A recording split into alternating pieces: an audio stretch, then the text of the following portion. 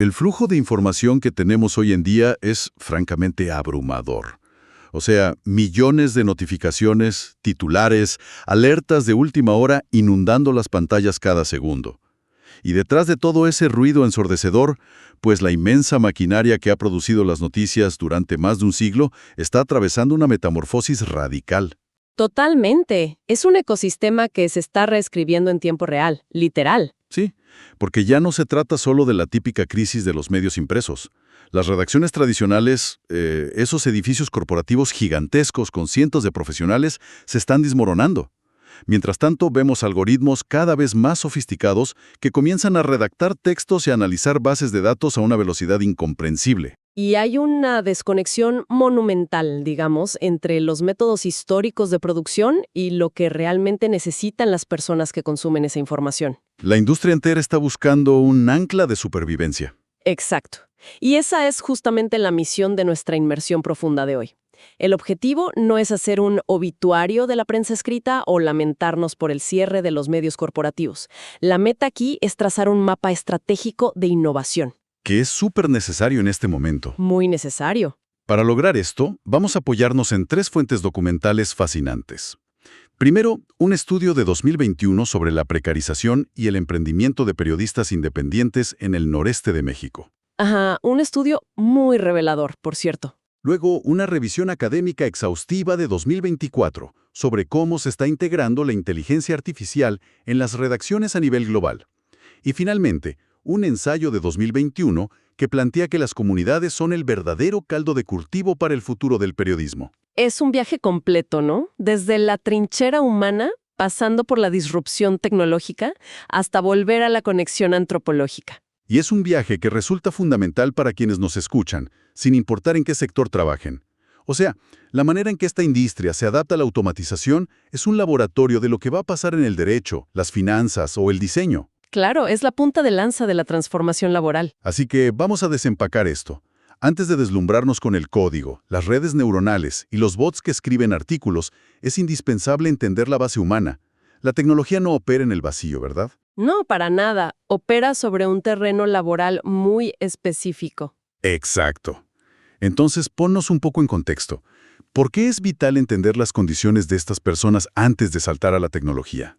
Pues, si miramos la primera fuente, la investigación de Saucedo Espinosa y Sánchez Garza sobre el noreste de México, vemos que ese terreno está profundamente fracturado.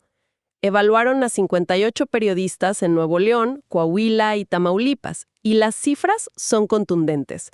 9 de cada 10 perciben una enorme precariedad laboral. ¡Wow! 9 de cada 10. 9 de cada 10. Es una vulnerabilidad estructural innegable. O sea que operar al límite no es una excepción, es literalmente la regla del modelo de negocio ahí. Exactamente. Hay una falta total de certidumbre a largo plazo. Los salarios no cubren el costo de vida y no hay prestaciones básicas. Y aquí viene el punto de quiebre en los datos. El 60% necesita realizar al menos otra actividad remunerada o incluso 2 o 3 solo para tener un ingreso digno. Eso tiene que generar una fatiga crónica brutal. Y lo más paradójico, si recuerdo bien el texto, es que es un sector muy preparado, ¿no? Súper preparado.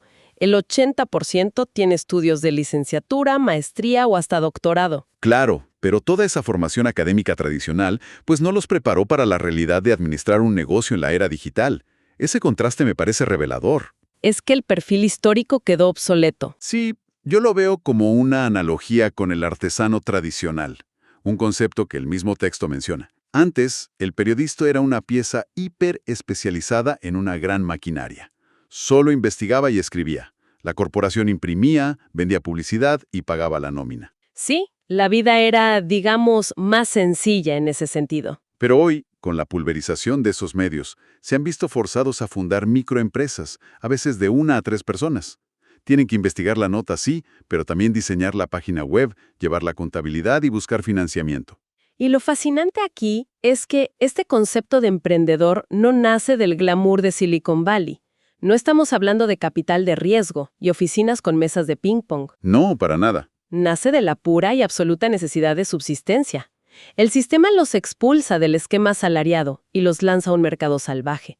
Tienen que buscar plataformas de micromecenazgo o boletines de pago. El modelo cambió de vender espacios publicitarios a depender de donaciones.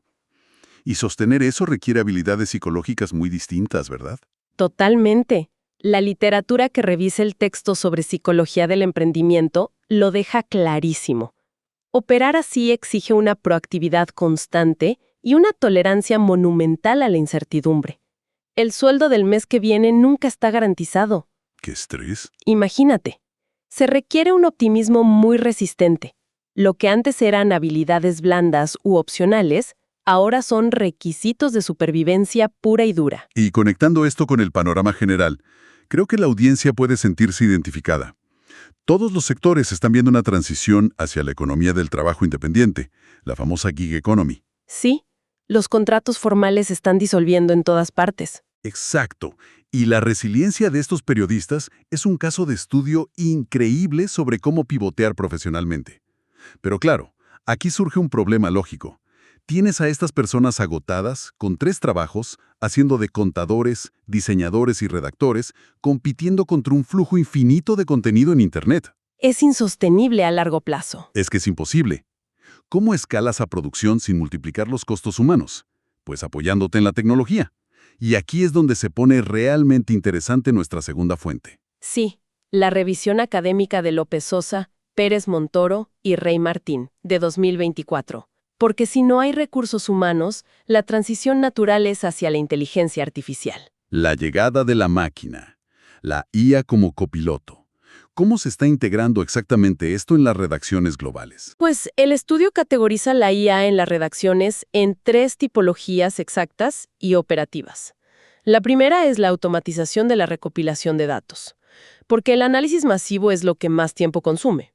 Claro, leer miles de páginas. Exacto. El texto menciona ejemplos como Pinpoint de Google. El Boston Globe lo usó para analizar patrones en reportes de accidentes de tráfico, leyendo miles de PDFs desorganizados y ganaron un premio Pulitzer. ¡Wow! Lo que a un equipo humano le tomaría meses. O años. La máquina lo hace en minutos. Y en México, por ejemplo, el proyecto Verificado usó tecnología similar para escudriñar los discursos presidenciales durante la pandemia casi en tiempo real. Increíble. Convierte meses de trabajo en segundos. Pero luego tienes la presión de publicarlo rápido. Esa sería la segunda categoría, ¿no? Ajá. La segunda tipología es la producción automatizada de textos. Aquí entran los modelos de lenguaje que se conectan a bases de datos. El texto menciona a Heliograph de The Washington Post o a Soccerbot de la agencia surcoreana Yonhap. A ver, explícanos lo de Soccerbot porque me voló la cabeza cuando lo leí en el estudio. Es de locos. El algoritmo se conecta a la base de datos de la liga de fútbol, digamos la Premier League. Termina el partido, extrae las estadísticas crudas de pases, faltas y goles y las inyecta en una plantilla. ¿Y cuánto tarda en sacar la nota? En un par de segundos tras el silbatazo final, ya hay una crónica deportiva completa y publicada. En 2 segundos, o sea, es físicamente imposible competir con eso. Imposible. Y la tercera tipología ataca el modelo de negocio, la distribución y la relación con el usuario. El texto pone el ejemplo del muro de pago del Corriere della Sera en Italia. ¿Cómo funciona ese muro de pago con inteligencia artificial? No es un muro fijo para todos.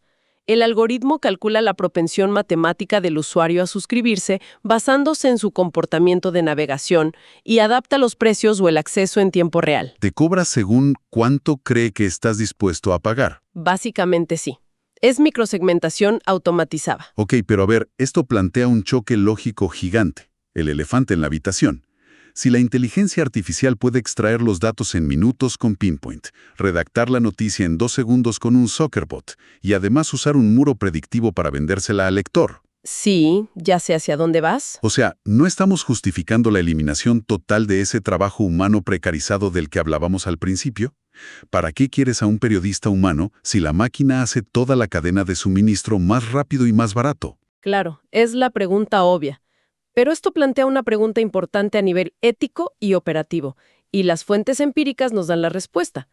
Eliminar al humano ha resultado ser un desastre. Ah, sí. ¿Ha habido casos documentados? Un montón. El estudio menciona los desastres éticos a finales de 2022 y principios de 2023. Medios grandes como CNET o Men's Journal intentaron publicar artículos generados 100% por IA, sin edición humana real. ¿Y qué pasó? Pues que los textos estaban llenos de inexactitudes financieras, falsedades en temas de salud y, lo peor, plagio directo de otros autores. Claro, porque la gente olvida cómo funcionan estos modelos. No son bases de datos que entienden la verdad, son motores probabilísticos, ¿no? Exacto. Predicen cuál es la palabra matemática más probable que sigue en una oración. Suenan muy convincentes, pero no tienen juicio crítico. No saben si lo que están diciendo es real o es una alucinación estadística. Así es. Y más importante aún para una empresa, la máquina carece de responsabilidad legal. Si el algoritmo difama a alguien o da un consejo médico letal, el algoritmo no va a la cárcel ni paga la demanda. Tiene todo el sentido. O sea, la inteligencia artificial es excelente para el volumen y el procesamiento de información repetitiva, pero la supervisión humana y los parámetros éticos son innegociables. Son el núcleo del negocio. Y esto nos lleva a la gran conclusión que conecta todo.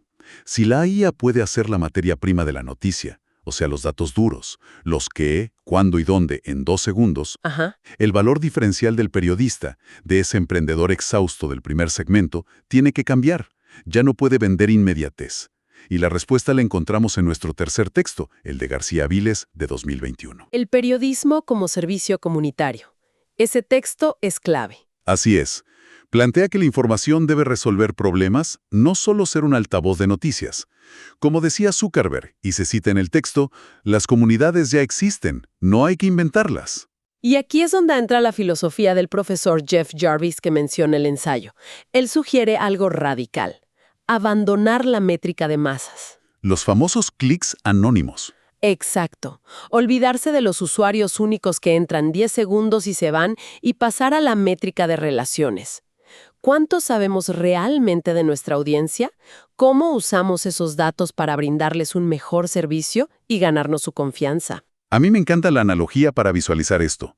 Es la diferencia entre el modelo antiguo, que era como ser un tipo con un megáfono en una plaza pública gritando titulares a gente anónima. Unidireccional por completo. Exacto. Versus el modelo nuevo, que es ser el barista de la cafetería local. Ese que sabe exactamente cómo toma el café cada cliente, que conversa, que sabe que le preocupa al barrio. Es horizontal. Me parece una analogía perfecta. Y si conectamos esto con el panorama general, Jarvis sugiere que los medios deben aprender de empresas tecnológicas como Google o Amazon, dar valor antes de pedirlo. ¿A qué te refieres con eso? Piensa en Google Maps. La gente cede sus datos de ubicación, que es algo súper privado, porque recibe una guía útil e inmediata para evitar el tráfico. Hay un intercambio de valor real. Claro, te resuelven un problema al instante. Pues los periodistas deben hacer lo mismo. El texto cita a Sebastián Ayanet, de Uruguay, que dice que hay que hablar directamente con las comunidades, escuchar activamente sus problemas reales y aportar contexto. Como comprobar hechos y desmontar rumores locales que causan pánico. O sea, usar la empatía. Eso es, sanar la ansiedad social con información útil. La máquina no puede hacer eso. Entonces, ¿qué significa todo esto si lo juntamos? Significa que el profesional del futuro es un emprendedor ágil que usa la inteligencia artificial para el trabajo pesado, ¿no? Como leer miles de PDFs o redactar el clima. Sí, automatizar lo aburrido. Y al hacer eso, libera su valioso tiempo humano para hacer lo que la máquina no puede. Tomarse ese café con su comunidad, escuchar sus miedos y estructurar información que mejore sus vidas diarias. Automatizar lo repetitivo y humanizar el servicio. Esa es la fórmula de supervivencia en el siglo XXI, sin importar en qué industria estés. Es una evolución total. Pasamos de ver la dureza del modelo tradicional y la precariedad en el norte de México a la disrupción algorítmica de los robots redactores hasta llegar de vuelta a las raíces tribales y comunitarias de la comunicación. Es un viaje circular, en cierto modo. Pero antes de terminar, me gustaría dejar una inquietud flotando para que la audiencia la analice por su cuenta. A ver, ponla sobre la mesa. Es algo que va más allá de nuestras fuentes de hoy, pero que es inevitable pensar. Si el futuro de esta industria y de muchas otras se basa en relaciones y confianza comunitaria, Sí. y sabemos que la inteligencia artificial está aprendiendo a simular empatía conversacional a la perfección, Ya vemos chatbots súper avanzados que suenan muy cálidos. Uy, sí, demasiado a veces. ¿Qué pasará el día en que la audiencia no pueda distinguir si esa escucha activa y empática que recibe de su medio local, de su barista, viene de un profesional humano compasivo o de un algoritmo matemático diseñado estrictamente para maximizar esa métrica de relación? ¡Wow! Esa es una frontera aterradora. ¿Dónde trazaremos la línea de la confianza cuando la compasión pueda ser simulada por código? Es un dilema existencial brutal para llevarnos de tarea. Un sistema automatizado diseñado para replicar la conexión emocional comunitaria. Hay un montón de ángulos para seguir analizando sobre el verdadero valor humano en un mundo algorítmico. Y sin duda es un tema que seguirá evolucionando rápido. Agradecemos profundamente el tiempo invertido en este análisis. Esperamos que este mapa de ruta les sirva en sus propios campos. Sigan manteniendo la curiosidad intelectual y nos escuchamos en nuestra próxima inversión profunda.